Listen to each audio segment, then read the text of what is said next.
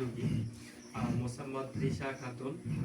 তৃষা খাতুন, ওনার পিতার নাম মোহাম্মদ মোস্তফা সরকার, ওনার মাতার নাম ফুলবতী খাতুন, ফুলবতী বেগম।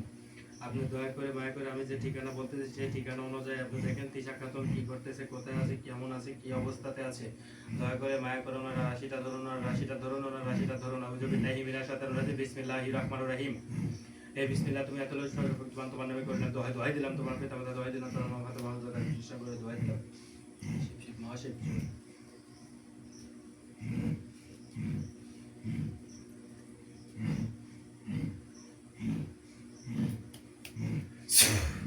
আউযু বিল্লাহি মিনাশ শাইতানির রাজিম। বিসমিল্লাহির রহমানির রহিম। বিসমিল্লাহ তুমি এত লোক সর্বশক্তিমান তোমার নামে করলাম, দোহাই দিলাম তোমার পিতা মাতা, দোহাই দিলাম তোমার মা মাতা।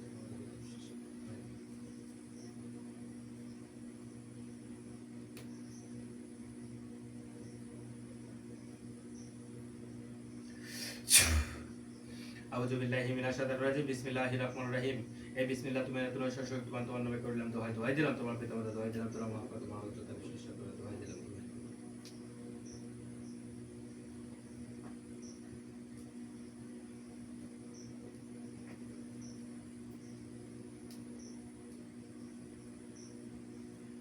ইয়া চালানি নিয়া চালানি নিয়া চালানি নিয়া চালানি নিয়া চালানি নিয়া চালানি।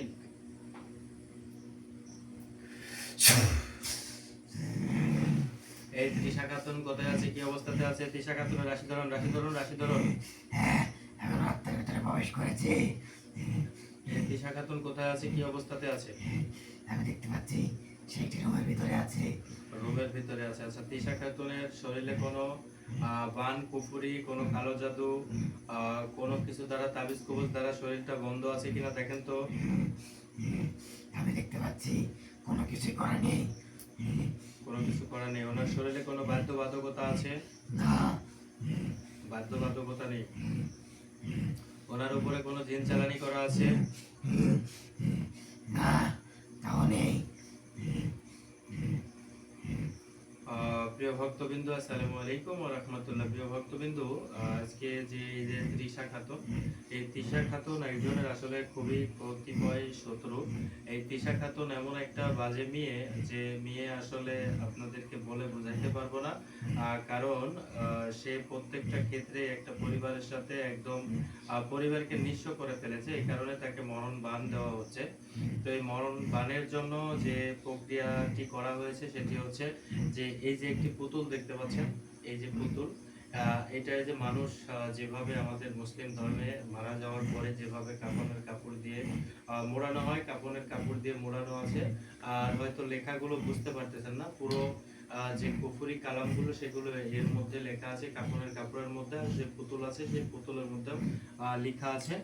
তো আমি এখন এই পুতুলের উপরে যে বানটি মেরেছি এই জন্য আগে শরীরটা দেখে নিচ্ছি। শরীরটা না দেখলে তো আসলে যদি কোনো বাধ্যবাধকতা থাকে বা শরীরটা যদি কোনো কিছু দ্বারা বন্ধ থাকে, তাহলে কিন্তু এটা আমরা কখনোই ওনার রাশিতে মানে সরাসরি কাজ করতে পারবো না। যে কোনো মাধ্যমে যদি কাজটি সরাসরি করার পরে যদি আসলে সেটা বাস্তবায়ন না হয়, তাহলে আমাদের আসলে আবার পুনরায় এই কাজটি শুরু করতে হবে। তো আমরা প্রথমেই ওনার শরীরটা রাশিটা দেখে নিলাম, কোনো কিছু দ্বারা বন্ধ করা আছে কিনা, কোনো জিন চালানি করা আছে কিনা, কোনো বান কুফরি আছে কিনা।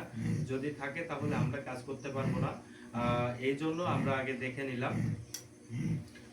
দেখে নিয়ে আসলে তারপরে আমরা এই যে পুতুলটি আছে সেই পুতুলটি ঠিক আধাত, এরকম আধাত করে নেব।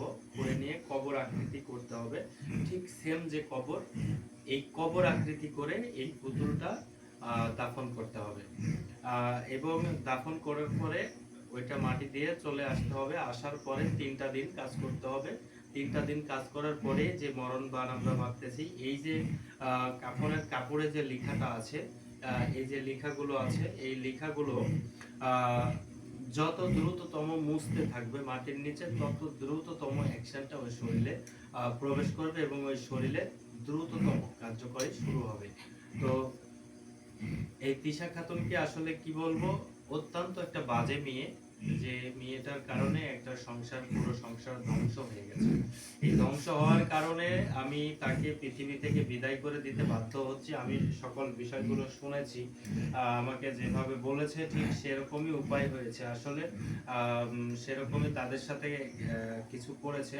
তো আমি আসলে এখন এই তিশা খাতুনকে পৃথিবী থেকে চিরতরে বিদায় করতে বাধ্য হচ্ছি, কারণ এত খারাপ মানুষের বেঁচে থাকার কোনো অধিকার নেই। কারণ একটা মানুষ যদি শত্রুতাই করে একটা পরিবারকে নষ্ট করে, এর চাইতে খারাপ কিছু আর হইতে পারে না। যে কারণে তাকে মরণ বান দিচ্ছি। ইনশাআল্লাহ সে 7 দিনের মধ্যে রেজাল্ট পেয়ে যাবে, এবং 7 দিনের মধ্যে যত দ্রুত লেখাগুলো মুছতে থাকবে তত দ্রুত ওই তিশা খাতুন অসুস্থ হয়ে যাবে, এবং এমন হয়ে যাবে যে ধীরে ধীরে ধীরে ধীরে ধীরে ধীরে তার হাত পা গুলো ঝিনঝিন ঝিনঝিন করবে। 3 দিনের মধ্যে হাত পা গুলো ঝিনঝিন করবে, এবং এই ঝিনঝিন থেকে শুরু করে তার খাওয়া দাওয়া সকল কিছু বন্ধ হয়ে যাবে। এমন এক পর্যায়ে হয়ে যাবে নাক দিয়ে মুখ দিয়ে শুধু বমি আকারে রক্ত উঠবে। সে সকল কিছু ভিতরে নষ্ট হয়ে যাওয়ার পরে ঘাম করে পড়ে কথা বলতে বলতে মারা যাবে ইনশাআল্লাহ। এটাই হচ্ছে মরণবানের কার্যবিধি।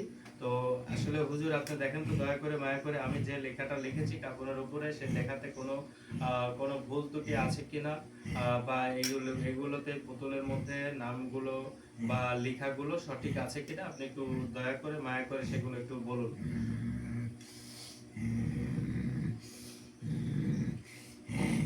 হ্যাঁ, আমি দেখতে পাচ্ছি সবকিছুই ঠিকঠাক আছে। আলহামদুলিল্লাহ, আলহামদুলিল্লাহ, আলহামদুলিল্লাহ, সকল প্রশংসা মহান আল্লাহ তাআলার। আমি যতটুকু দুইটা রাত্রি কষ্ট করেছি এই লেখাগুলো লিখতে, তো এই লেখাগুলো 2টা রাত্রি ধরে লিখতে হয়। লেখার পরে তারপরে এভাবে আছে। এখন আমরা চলে যাব এটা কবরস্থ করার জন্য। যে কোনো কবর, ভাঙা কবরের মধ্যে এটা দিতে হবে, অথবা কবর খুঁড়ে নতুন করে কবরের মধ্যে, কবরের জায়গাতে দিতে হবে ইনশাআল্লাহ। তো হুজুর, আমাদের যে তিশা তিশা খাতুনের, তিশা খাতুন দেখেন তো যে যে বানটি মারা হয়েছে, সে বানে কি আসলে কার্যকরী হবে? সে মরবে? হ্যাঁ, সে মরে যাবে। আলহামদুলিল্লাহ, আলহামদুলিল্লাহ, আলহামদুলিল্লাহ। ঠিক আছে ইনশাআল্লাহ। আমরা যেহেতু এই লেখাগুলো লিখেছি এবং তার রাশিটাও দেখেছি সম্পূর্ণ হয়েছে, ইনশাআল্লাহ আমরা কার্যকরীতে চলে যাব। কার্যকরীতে যাওয়ার পরে ইনশাআল্লাহ দেখা যাক, মহান আল্লাহ তাআলার উপরে ভরসা করে আমরা কাজটি শুরু করেছি। আর মহান আল্লাহ তাআলার উপরেই ভরসা করে কাজটি করব ইনশাআল্লাহ। সবাই ভালো থাকেন। আসসালামু আলাইকুম ওয়া রাহমাতুল্লাহি ওয়া বারাকাতুহু।